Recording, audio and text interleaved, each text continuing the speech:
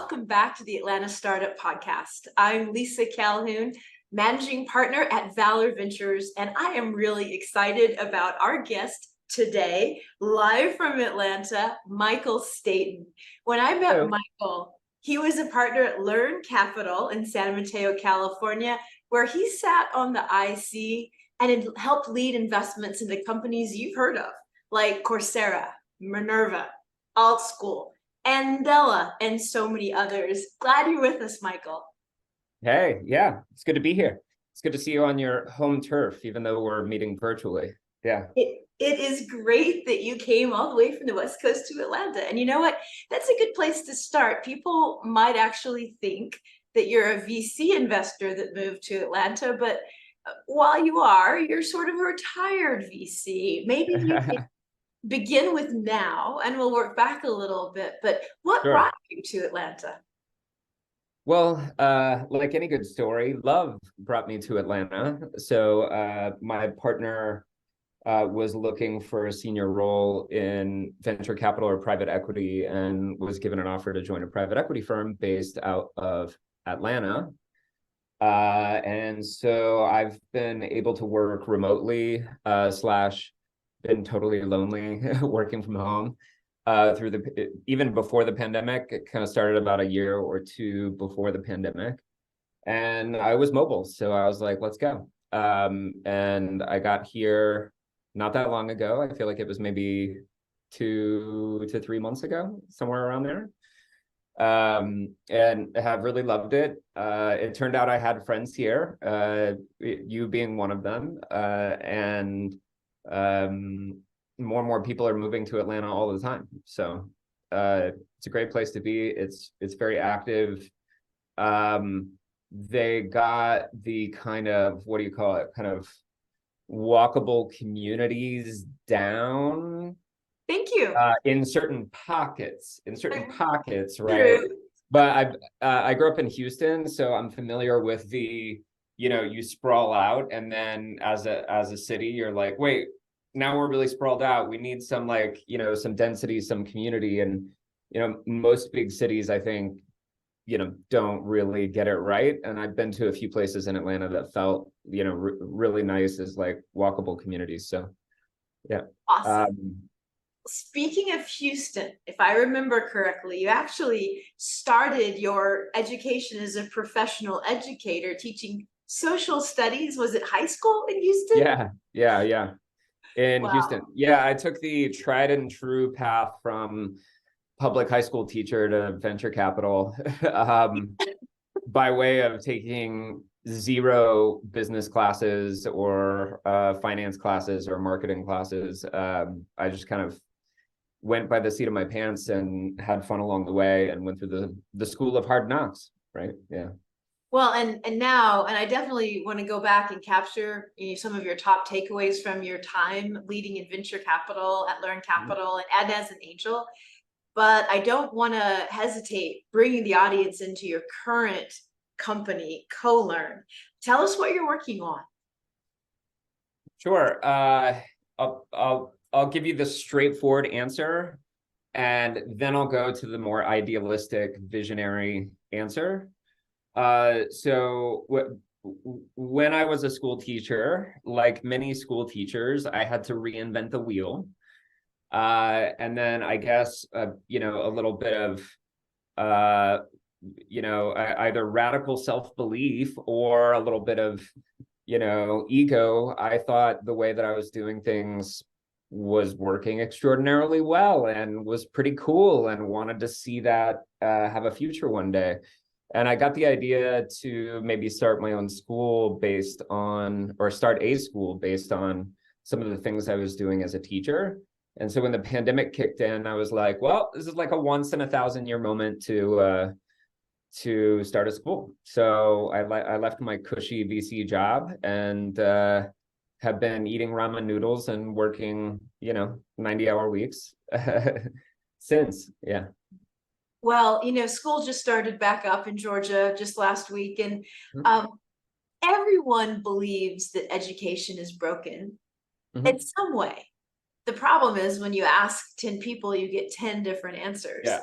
as someone who's been a professional educator, a founder of an educational Yeah. company, school, and an investor for a decade in Yeah. leading education across the world, what do you think is broken? All the things. Yeah. To answer the previous question, like, what am I doing now? I've started an online school that breaks a lot of, I don't know, boundaries, or makes some kind of like false dichotomies like irrelevant. So are you online or are you offline? Right? Well, we're an online school that has a lot of community components and leverages a lot of service providers and resources and locations within communities, and does field trips almost every week. And so kids and parents really do get to know each other. And that's just one. But if I could make an analogy that is a little too kind of and almost too ambitious sounding, I think education needs like a kind of SpaceX or Tesla innovator who has to rethink everything along the value chain, or like basically rethink every part, rethink how everything fits together. And that's what we're trying to do.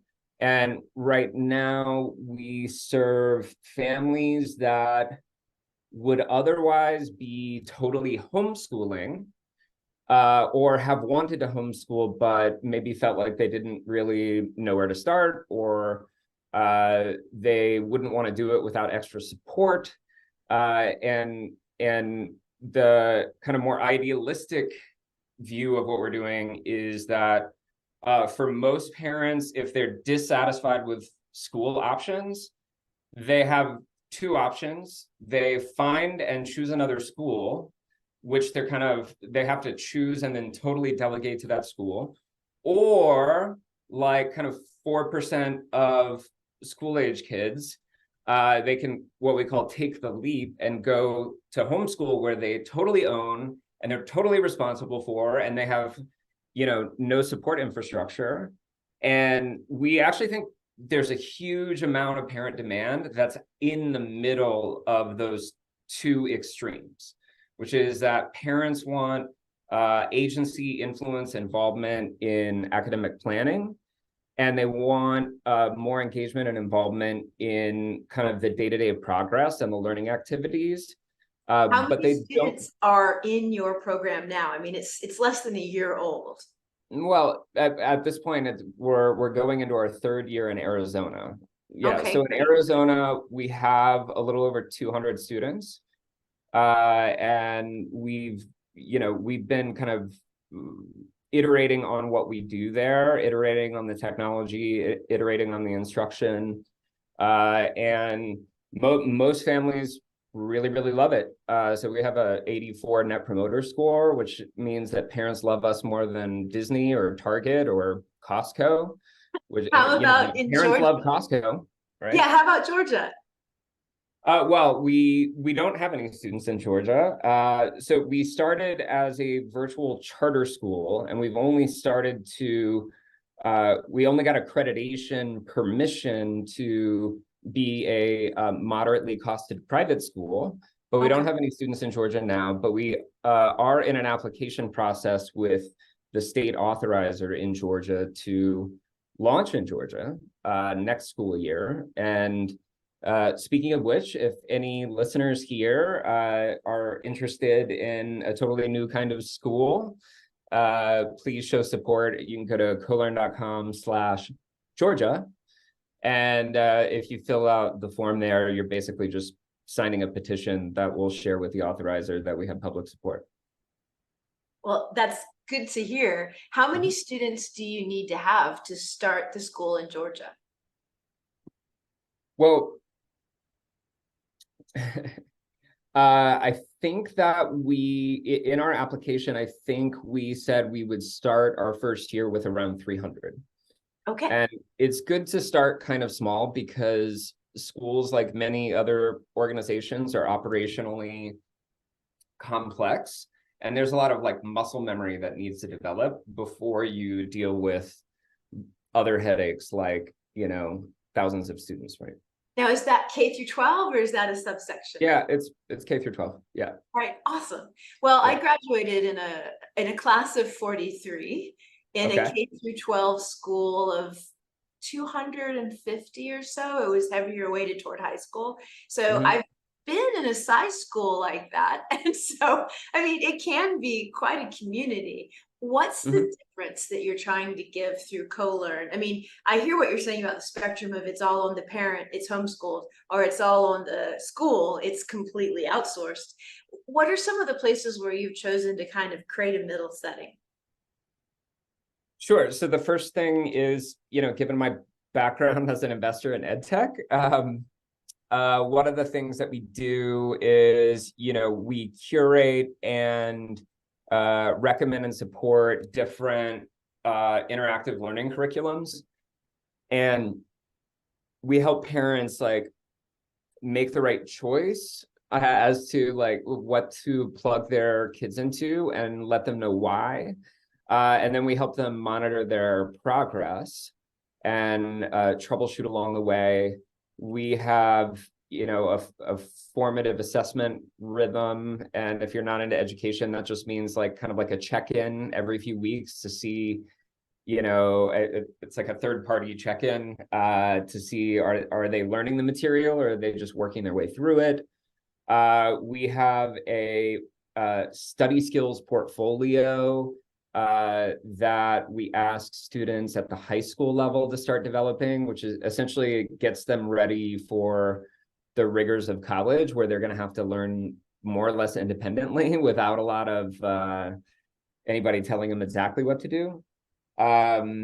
We have a principle we call authentic work. So even though students are working through their first conceptual understanding from, interactive curriculum, after that, we ask them to do the kinds of, you might call them projects, but in the work world, sometimes they're called deliverables, but that, people actually do, like lab reports and, persuasive blog essays and, video reviews I and don't know, Michael. I don't think people do persuasive blog essays anymore. I think they edit them after ChatGPT wrote it. yeah, right. Well, yeah, we've thought about, maybe we should just teach the kids GTP. If So listen, they probably already know it, to be honest. tell me about your Um, theory of a better education system. I mean, you're so passionate about education. We talk about it every time we've talked in the last, I don't know, mhm. 5 years. And so I believe you have a very different vision. I'd love for you to share a little bit more of how you see education should be different. Yeah. So there are a couple of principles. Let's see if I remember all of them. I mean, the first one is, I think that one of the reasons students on average are not really making a lot of achievement gains despite spending more and more is that we are actually dumbing it down. And And by we, you mean the Department of Education? Do you we mean parents? Do you mean we teachers? I mean, there are so many people involved. I mean, clearly it's not like, you or your listeners, but yeah, the standardized test regime, and I actually am pro standardized tests, but the side effect of it is that people end up teaching to the test, and they think the only way to make test scores go up is to drill and kill and focus more and more on a relatively like limited amount of information, and it's probably not presented in the most compelling way to boot.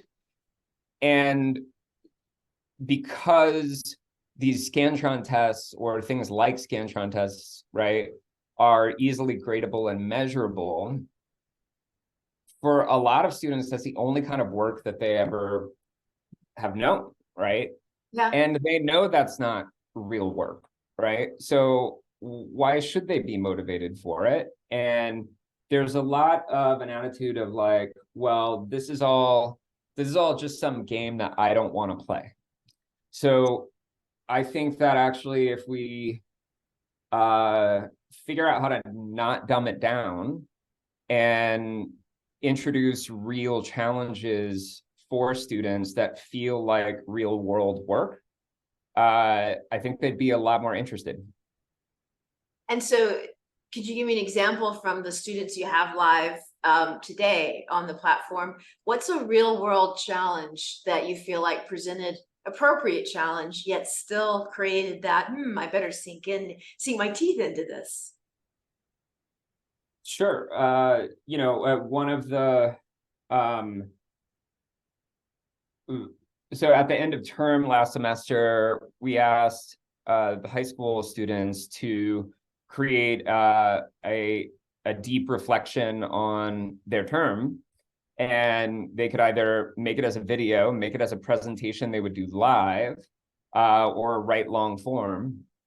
And a number of people chose to do the video reflection. So, I think that for some of the students, it actually felt like a pretty, as good, if not maybe even better than your average, YouTube talking head. Awesome. And so that's an example. I was pretty drill and kill last term on how to take notes efficiently, how to make flashcards. Not that you really have to teach people how to make flashcards, but there's also a way to use flashcards called the Lightner system that I worked with them on. Lightner doesn't sound very cool, so I called it a study box. You're not wrong, and I have to comment here. We have a very robust intern program at Valor, and we work with some of the brightest young minds, especially out of Atlanta area schools, and also Yale and Northwestern. But I will say the young people with a quality degree who are just graduates or about to graduate in a year, they lack systems of learning. They really do. And my team and I are sitting down all the time with these absolute sponges, lovely human beings who don't have a framework to apply to solving a problem. Right. And that holds them back because they are some of the best educated socially people we've ever had, into kind, high values, but framework free, which is a big complaint. Yeah, there are a lot of frameworks that we are applying more and more. So the one that we're gonna try to apply this year, we did it halfway last year, but this year I call it the attack framework. Yeah. And in education, you have to make everything a catchy acronym, right? So like the military. It stands for approach, thought, authenticity, craft, and content. And the theory is that when you're only grading content understanding, which is, do they remember the material? Reading comprehension. Yeah, well, it's like for most students in most classes, it's like, hey, you go into the test and they're testing, do you remember and understand the content, right? But for a lot of students where that doesn't come easy, they might feel a sense of struggle. They feel like there's some kind of like unfair rigged system where some set of kids are just doing well and then lots of other kids are not. And the idea of grading according to the attack system is that content understanding is actually an outcome of a series of steps that some to quite a lot of students don't actually know. And it's about how you approach it, how you think about it, the authenticity of your motivation and interest and engagement, the craft, like your willingness and ability to do the work at better and better levels. And if you do those four, you'll know the material. Awesome. No, I like the authenticity and craft part too, because those things do matter. They do matter in a final product. And a lot of times, more and more with our reliance on technology, the content details are almost queryable in real time, but authenticity isn't. That's still very human. Yeah. Let me take that as a bridge into a subject I think everyone is hearing, seeing, learning a lot about, and that's the growing divide between male and female performance in our school system. Yes. I know I'm completely blindsiding you with this, so listeners, please That's all understand right. you didn't get any questions in advance, but does your format or system help address this? How do you see it? What is your perspective on what's going on in that situation and how to fix it?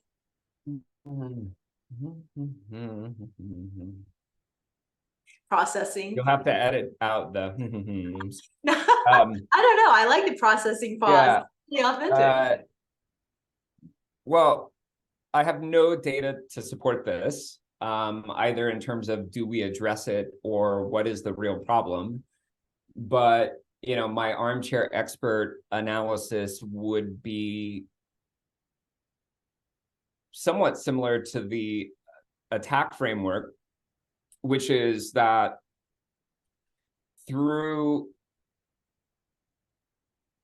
the kind of increasingly standardized curriculum and standardized assessment, the kinds of like behavior and kind of cognitive functioning that's rewarded probably comes more easily to girls at a certain age than boys at a certain age. Boys mature at a somewhat slower rate, and there are a lot of boys that before they really fully mature and can engage cognitively and with their attention span and with their energy levels, etc., so that they can sit still, focus, and be willing to kind of play the game, they check out before they get to that level of cognitive maturity. And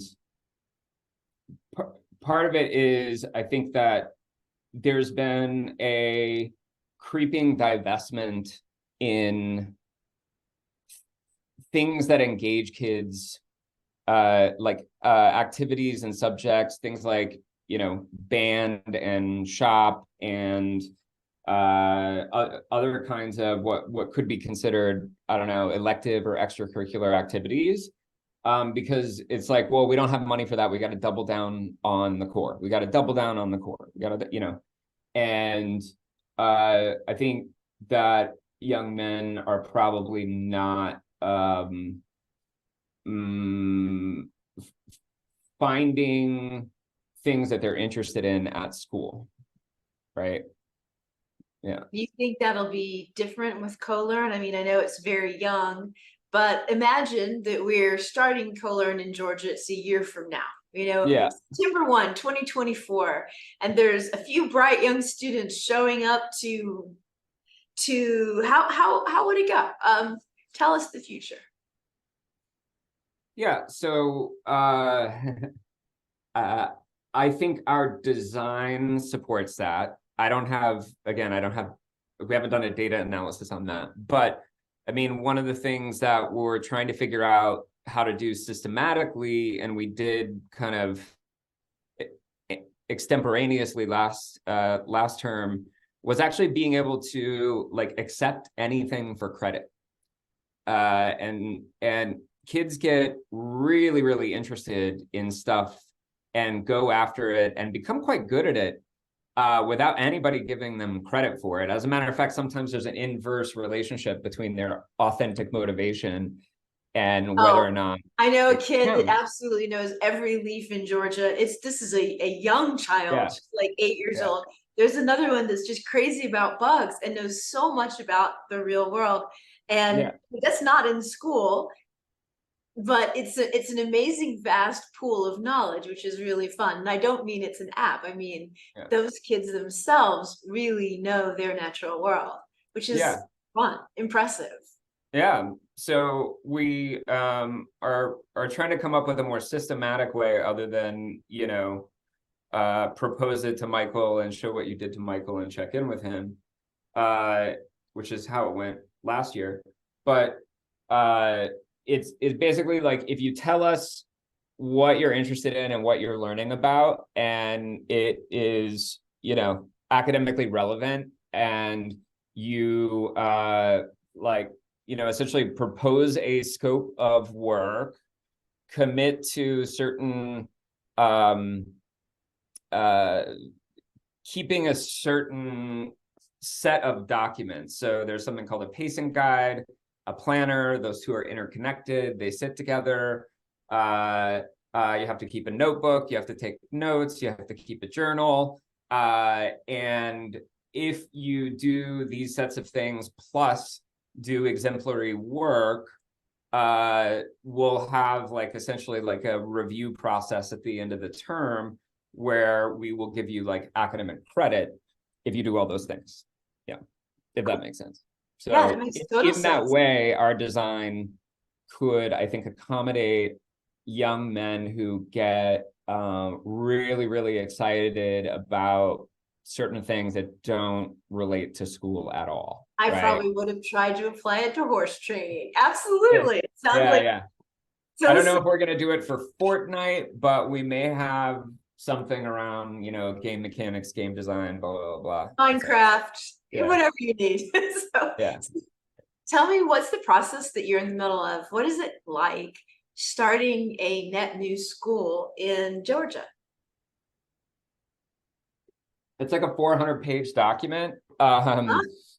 So, I mean, the authorizing regulators in any state take their job very, very seriously. And they want to like super analyze your plan, Of as you might course. imagine.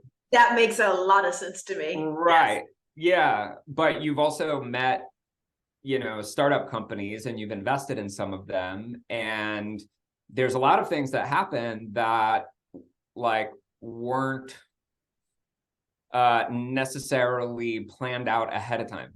And some of the things that you plan out ahead of time don't necessarily go the way that you think they will. And I think that we in our conversations,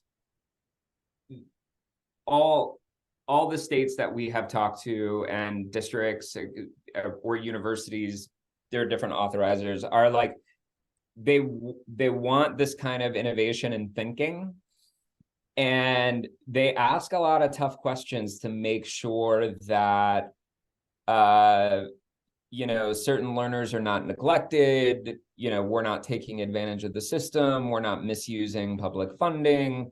And they ask a lot of tough questions that are not often asked of, younger organizations that are figuring it out, right? And so what it's meant is, first of all, we have to plan a lot more, and we have to like write a lot more of what our plans are, and we've also had to, I think, grow up faster in some ways. And it's been really interesting to go from working with companies that are like 2-3 people and a rough prototype, and then what they end up doing is nothing like what they said they were doing like at the beginning, to really needing to articulate who you are in the world and how you're going to be accountable to basically all stakeholders in a pretty highly scrutinized way. Yeah. So you're proposing to take public funds at some level with CoLearn? Oh, Just we do in Arizona. So so when I say coming to Georgia, we can be here as a private school now. We haven't done any marketing or outreach or anything. But as a former public school teacher, if it, if we're going to, and if we are creating a new model of school, and I think that many parents would be interested in it. I want that to be accessible to all. And so we're just doing the upfront work to, be a public charter school. So, it'll be a nonprofit entity in Georgia. It is a nonprofit entity in Georgia with its own local board. And essentially they're replicating, quote, the model, the CoLearn way, if you want to call it that, and using a technology platform that makes it all possible. Wow, that would be new. That would be very different. So if this gets going in Georgia, do you have some school systems that you think are most likely candidates for a hybrid model? Well, so we would be our own school system, technically. Okay. Yeah. So it's like Fulton, Atlanta Public Schools, and CoLearn Public Schools. Yeah, exactly. Okay. Yeah. So I think that we are attractive to families where one of the parents or a close relative can be home a lot. So think of the new kind of flexible work movement. I think at some point there were more jobs being offered for white collar work that were, default remote than there were like default in office. So the other thing would be being the type of parent that has thoughts about what they'd like their kids to be learning and what a school experience should be like, and So are dissatisfied with current school options. Very active. Yeah, very active parents. Very active parents. Yeah. Yeah. My mom was like that. She's very active in our public school system and very dissatisfied.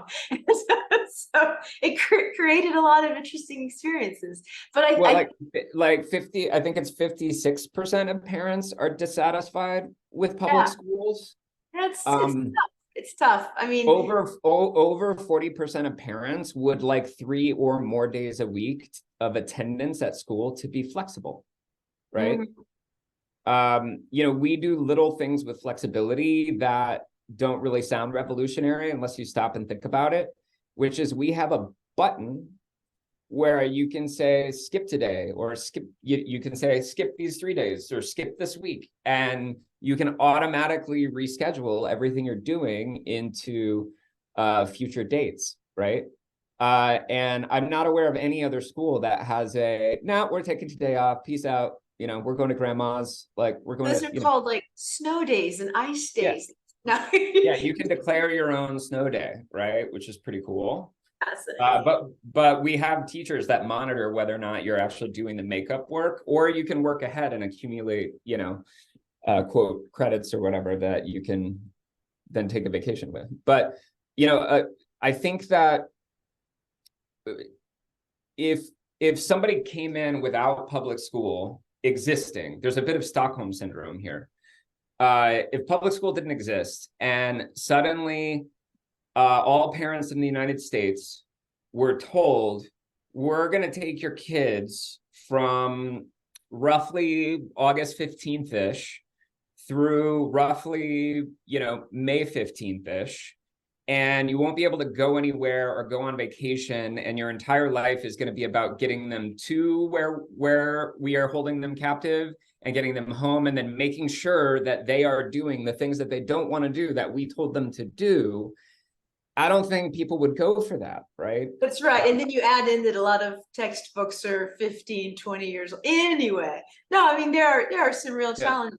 So rather than take on an easy topic like public school directly like that, because you're trying to change it. So you're building a solution. You're not just complaining. You actually have a living solution that students are in today. I'd like to ask you, as a way of our listeners just getting to know you, some lightning round questions from different points in your life. Are you up for that? Sure. All right, cool. So let's go back to high school teacher in Houston, Texas. What are Mhm. three things you learned about educating students from being a classroom teacher? Yes. Um, uh, I feel like I should be listening to my own advice I'm about to give. I'm like, wow. Which is, don't assume that everyone heard the instructions or got the uh instruction book or the schedule of what is to come. Pretty much assume that a very good portion either didn't get it, lost it, didn't understand it, etc. And so you have to be willing to front load a lot of communication that would feel redundant, right? In order to get everybody on the same page.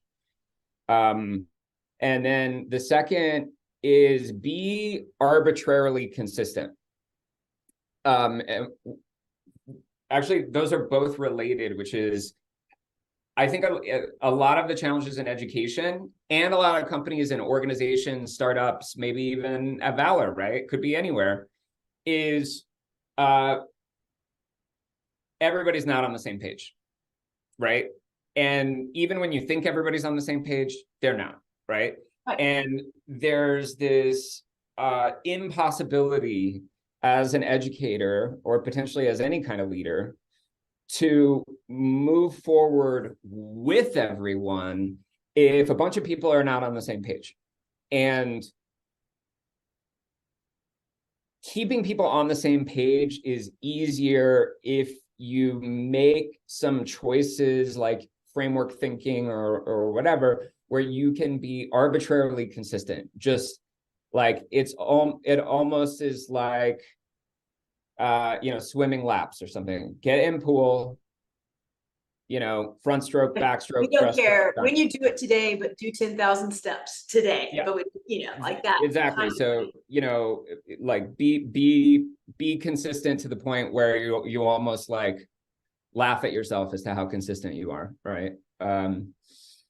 Another one would be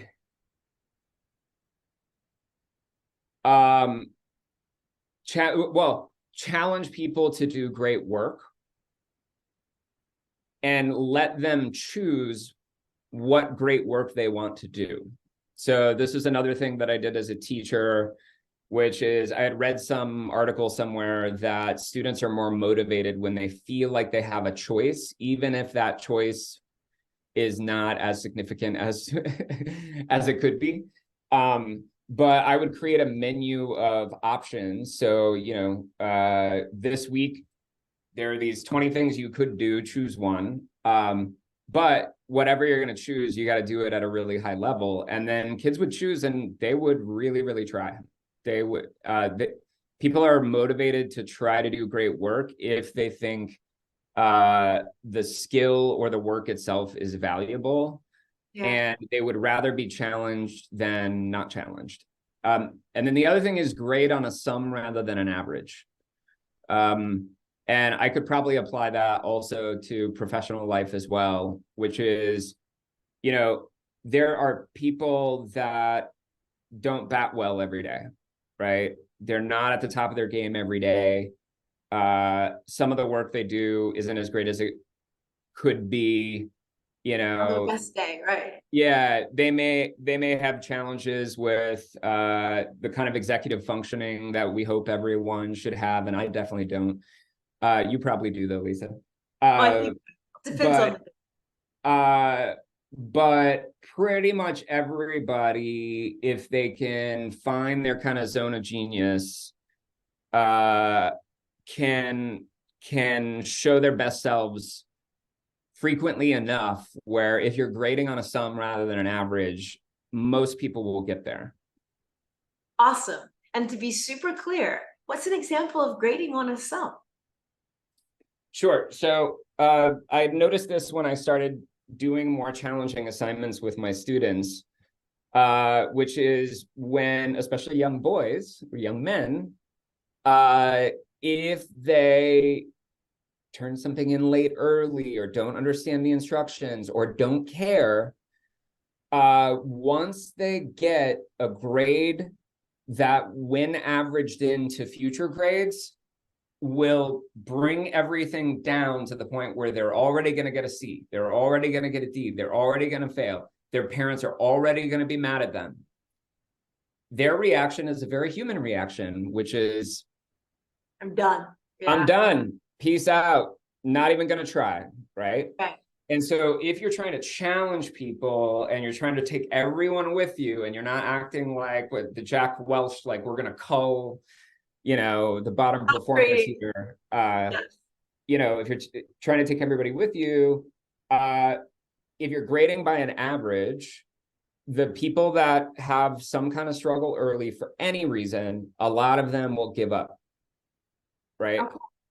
And if what you say is cool, so instead of having an average where every assignment averaged in and the average was 100, I said, by the end of the 6 weeks period, you have to accumulate 100 points. And there are all these things that you can do to accumulate 100 points. So if you did not get, 8 out of 8 possible points on that thing you just did, you only got 2. That's not an average. You can still do a whole lot more, right? Got it. Okay. Yeah. That makes sense. Already feels more motivational. Now, to kind of last thing we'll go into from your time as a VC specializing in ed tech. I'm wondering what are 3 things you learned about educating people, because you were working with some of the coolest, latest technologies, and even if you didn't invest in it, chances are you saw it on the investment committee at Learn. Yeah.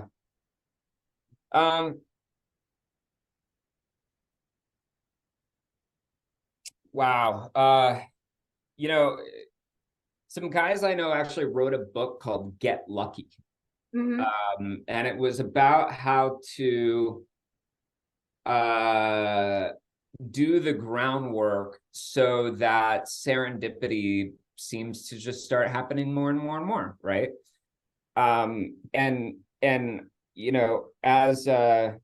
As somebody who was already privileged and then seemed to have stumbled into more privilege, like I know that luck isn't evenly distributed, but there are things that you can do to put yourself in the way of luck. And for a lot of people that are founders, I see them wanting to get funding or find the right customer, or they like want the luck to happen super, they're like starving for the luck, but they're not necessarily doing all the things that they could do to make sure that luck is more and more probable.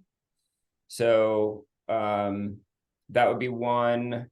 Another is don't assume any problems will be solved by hiring anyone,